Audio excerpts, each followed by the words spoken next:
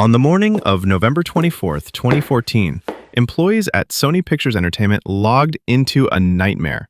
Their computer screens flickered with an ominous image, a sneering red skeleton on a black background emblazoned with the words "hacked by #GOP," the calling card of a group dubbing itself the Guardians of Peace. A warning message accompanied the skull, claiming to have stolen Sony's secrets and threatening this was just the beginning. If the company didn't obey the hackers' demands, the message vowed, "We'll release data to the world." Moments later, one by one, Sony's computers went dark, ceasing to function. Across Sony's offices, from Los Angeles to New York, staff found themselves locked out of nearly every system. Email, internal networks, payroll, schedules, everything was suddenly unreachable. Employees resorted to pen and paper and even fax machines to keep basic business running. By midday, the #SonyHack incident was trending worldwide, and workers whispered about what might have been stolen. It wouldn't take long to find out. Before officially starting the video, please subscribe to the channel and hit the like button, as that motivates us to make more such videos. Thanks. Let's get back to video now.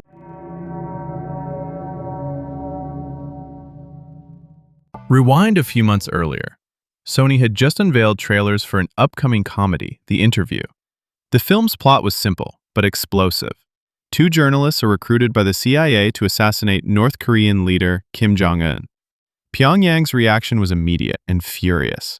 North Korea denounced the movie as an act of war, warning of merciless retaliation if it hit theaters. Sony executives, eager for a Christmas release, dismissed the threats as bluster. But behind the scenes, the retaliation had already begun. For months before the skeleton image appeared, hackers had slipped into Sony's network. They moved silently, stealing terabytes of data, financial records, unreleased scripts, contracts, emails, personal employee information, all without tripping alarms. The attackers likely gained entry using stolen administrator credentials. From there, they had near total control, installing backdoors, logging keystrokes, and copying files at will. Security warnings had been raised inside Sony before, but they were never fully addressed. By late 2014, the hackers had everything in place for a coordinated, crippling strike. When they finally pulled the trigger on November 24th, it was with maximum theatricality. The hacked by #GOP splash screen wasn't just a calling card, it was psychological warfare. Within hours, the hackers began leaking what they'd stolen. Unreleased films, including Sony's remake of Annie and other big-budget productions, appeared on piracy sites. Salary lists, social security numbers, and private contact details for tens of thousands of employees, from interns to A-list celebrities, were dumped online. Then came the emails. Private conversations between executives spilled into the press, revealing unfiltered opinions, gossip, and insults. A top producer calling Angelina Jolie a minimally talented, spoiled brat. Studio heads joking about President Obama's taste in movies. It was Hollywood's private face, suddenly and brutally public. For employees, the leaks were more than embarrassing. They were personal and frightening. Medical records, home addresses, and even criminal background checks were exposed. And then the hackers made it worse. Staff received direct emails warning that both they and their families were in danger if Sony didn't comply with demands. Meanwhile, investigators studying the malware began to notice something familiar. Its code resembled tools used in previous high-profile cyber attacks traced to North Korea. A theory was forming. The hack wasn't about money. It was about revenge. By mid-December, the Guardians of Peace dropped all pretense. In a chilling new message, they referenced The Interview by name and threatened violence if it was released. They warned that audiences might suffer a bitter fate, reminiscent of 9/11. The threat was unprecedented. Within a day, major U.S. theater chains, Regal, AMC, Cinemark, and others, announced they would not screen the film. Faced with the collapse of its distribution, Sony pulled the Christmas Day release entirely. The backlash was immediate. Filmmakers, actors, and even the White House condemned the move as giving in to cyber terrorism.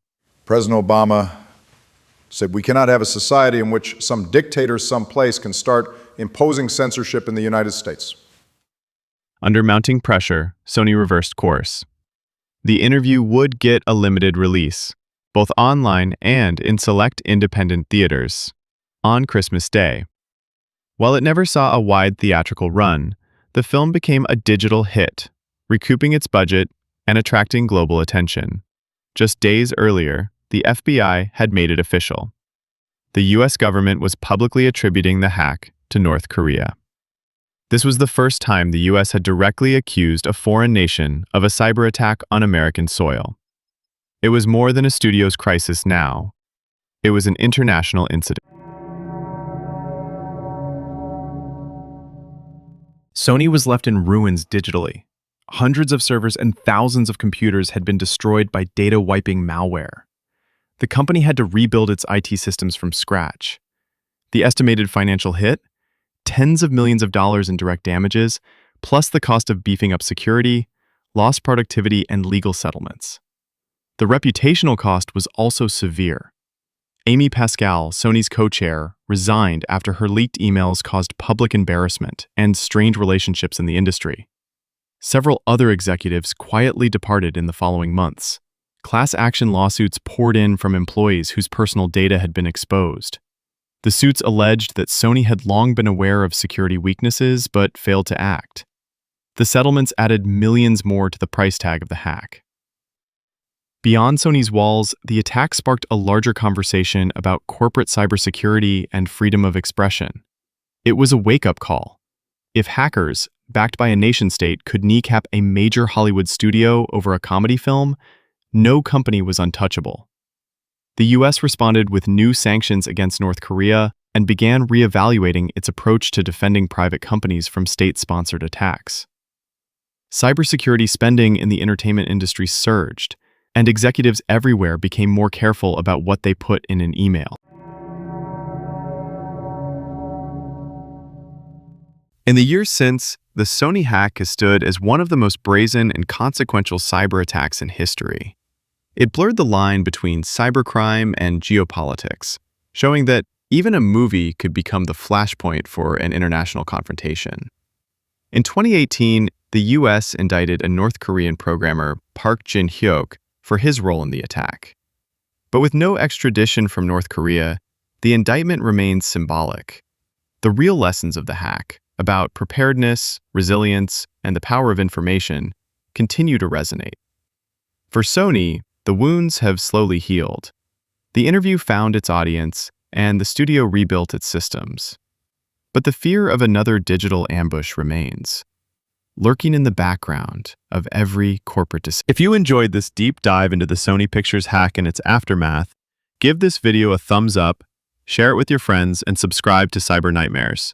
Hit the bell icon so you won't miss our next episode on next Sunday, where we'll unravel more gripping tales from the hidden corners of the internet.